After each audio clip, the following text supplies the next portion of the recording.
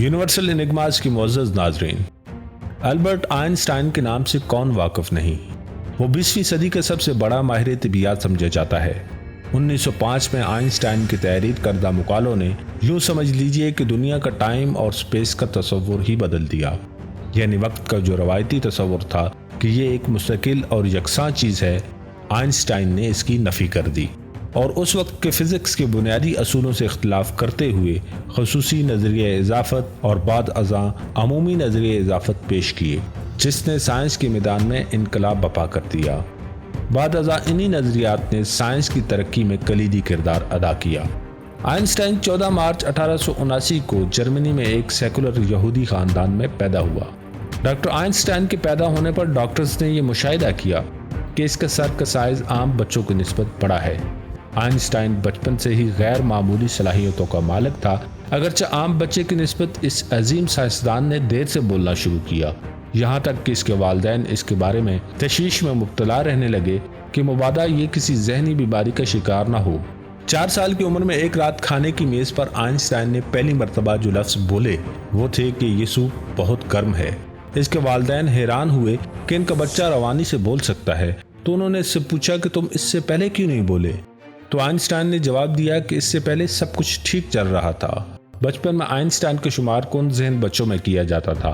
इसके टीचर्स भी अक्सर इससे नाला रहते क्योंकि मैथ और साइंस के मज़ामीन के अलावा वो अक्सर मज़ामीन में फ़ेल होता था। आइंस्टाइन के बारे में कहा जाता है कि वो अपने जूतों के तस्मे भी नहीं बांध सकता था। आइंस्टाइन की ज़िंदगी से जुड़े हुए ऐसे ही बेशुमार वाक़यात मशहूर हैं। कहा जाता है कि आइंस्टाइन को तारीख और फ़ोन नंबर याद करने में दुश्वारी पेश आती थी, हत्ता कि इसको खुद अपना फ़ोन नंबर भी याद नहीं था। एक दफ़ा किसी ने इससे इसका फ़ोन नंबर मांगा तो वो पास रखी फ़ोन डायरेक्टरी में अपना फ़ोन नंबर तलाश करने लगा। ये देखकर इस आदमी ने आइंस्टाइन से कहा कि आप अपना फ़ोन नंबर याद क्यों नहीं करते।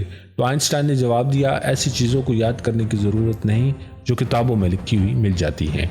आइंस्टाइन तंबाकू नोशी करता था और इसका मानना था कि तंबाकू नोशी मंतकी फैसला साजी में बुनियादी किरदार अदा करती है। आइंस्टाइन को मौसीकी बहुत पसंद थी, खासकर वायलिन बजाना।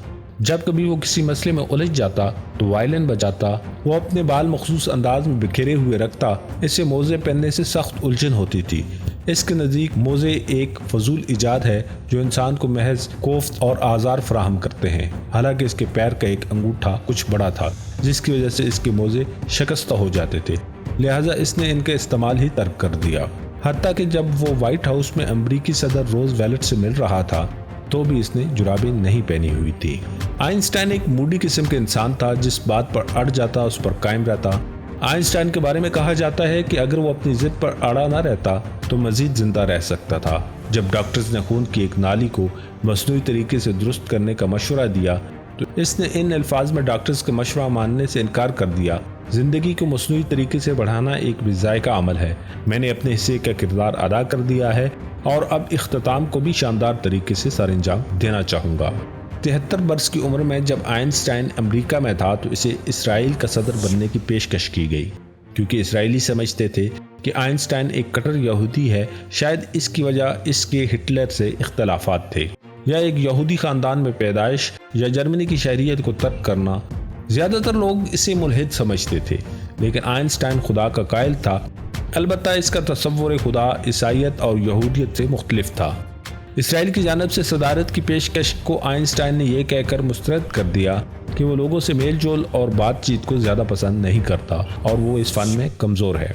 इस सदी के सबसे मारूफ साइंसदान ने 17 अप्रैल 1955 को न्यू जर्सी के प्रिंसटन हॉस्पिटल में वफात पाई। अपनी मौत से पहले आइंस्टाइन की वाज़ह हदायत थी कि इसके दिमाग और जिस्म को रिसर्च के लिए इस्तेमाल न किया जाए। वो अपनी आखिरी तदफीन तो चाहता था, मगर ये नहीं चाहता था कि लोग इसको पूजने लगें। इसलिए इसने कहा कि इसकी राख को खामोशी से बहा दिया जाए। आइंस्टाइन की वफात 17 अप्रैल की सुबह हुई।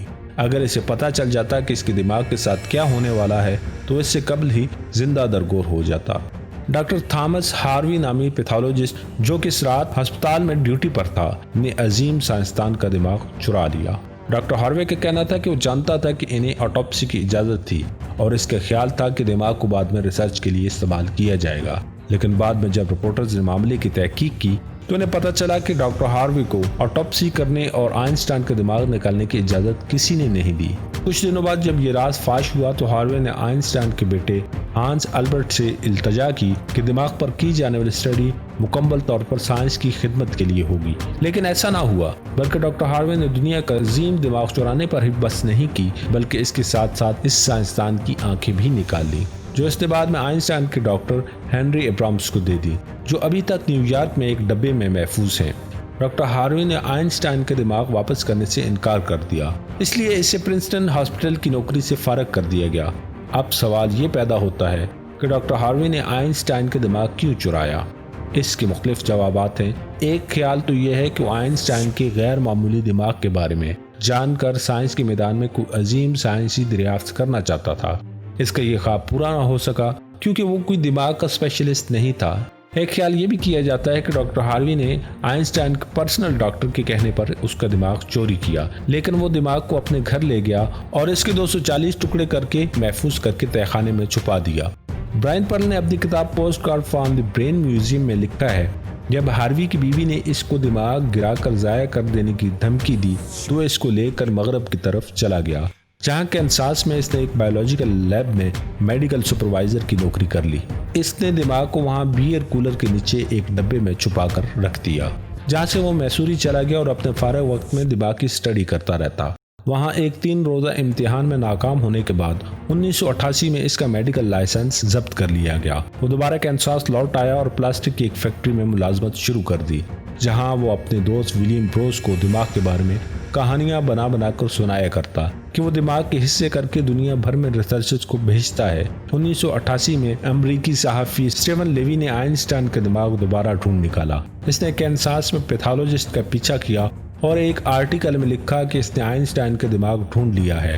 اس نے ڈاکٹر ہاروے سے کہا کہ وہ آئنسٹائن کے دماغ کے بارے میں ایک کہانی لکھنا چاہتا ہے۔ ڈاکٹر نے پہلے تو اس کی مدد کرنے سے انکار کر دیا، بعد میں اس نے بتایا کہ وہ دماغ پر ایک عظیم اسٹڈی کر رہا ہے، لیکن یہ ایک جھوٹ تھا کیونکہ 25 سال بعد بھی ایسی کوئی چیز منظر عام پر نہیں آئی تھی۔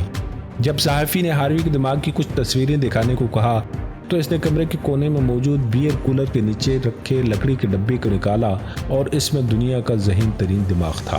2005 میں آئنسٹائن کی 50ویں برسی کے موقع پر 92 سالہ ہاروے نے ایک انٹرویو کے دوران دماغ کے بارے میں تفصیل بتائی۔ ہاروے 5 اپریل 2007 کو یونیورسٹی میڈیکل سینٹر پرنسٹن میں وفات پا گیا۔ 2010 میں ہاروے کے ورثاء نے اس کی تمام چیزیں، جن میں آئنسٹائن کا دماغ بھی شامل تھا، واشنگٹن کے نزدیک میری لینڈ میں national museum of health and medicine کو دے دیا، جس میں مکمل دماغ کی لی گئی 14 تصاویر بھی شامل تھی۔ اب فلیڈلفیا میں میٹر میوزیم کے پاس آئنسٹائن کے دماغ کے 46 چھوٹے ٹکڑے ہیں۔ دنیا میں صرف 2 جگہ ہیں جہاں آئنسٹائن کے دماغ کے ٹکڑے دیکھے جا سکتے ہیں، جن میں سے ایک میٹر میوزیم ہے۔ مین میوزیم گیلری میں شیشے کی سلائیڈز میں دماغ کے ٹکڑوں کو رکھا گیا ہے۔ آئنسٹائن دنیا کا وہ واحد سائنسدان اور انسان ہے جس نے اپنے دماغ کا 6 سے 7% حصہ استعمال کیا۔ آئنسٹائن کا دماغ آج بھی محفوظ رکھا ہے اور سائنسدان دن رات اس کے دماغ پر ریسرچ کر رہے ہیں۔ سائنسدانوں نے آئنسٹائن کے دماغ کا وزن کیا جو 1230 گرام تھا، جو نارمل انسانی دماغ سے کافی چھوٹا تھا، کیونکہ ایک نارمل انسان کے دماغ کا وزن تقریباً 1400 گرامز ہوتا ہے۔ کہا جاتا ہے کہ اس ریسرچ کے دوران سائنسدانوں نے یہ دیکھا کہ آئنسٹائن کے دماغ میں پائے جانے والے خلیوں کی تعداد عام انسانوں کے ذہن میں پائے جانے والے سیلز کی نسبت زیادہ تھے۔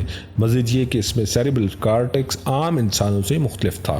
مزید تحقیق پر معلوم ہوا کہ انسانی دماغ کا ایک اہم حصہ رنکر پیریٹل اور پیریکولم آئنسٹائن کے دماغ میں نہیں تھا، جس کی وجہ سے اس کے دماغ کے پیریٹل لوب کا سائز نارمل برین سے 20% بڑا تھا، اور یہی وجہ تھی کہ آئنسٹائن کی میتھمیٹیکل اور چیزوں کو امیجن کرنے کی صلاحیت عام انسانوں سے زیادہ تھی، اور اس کے دماغ میں نیورون کی ڈینسٹی 17% زیادہ تھی، اور اس کے دماغ میں موجود پرتوں کی تعداد بھی زیادہ تھی، اور یہی وہ وجوہات تھیں جو اس کو باقی انسانوں سے ممتاز کرتی ہے۔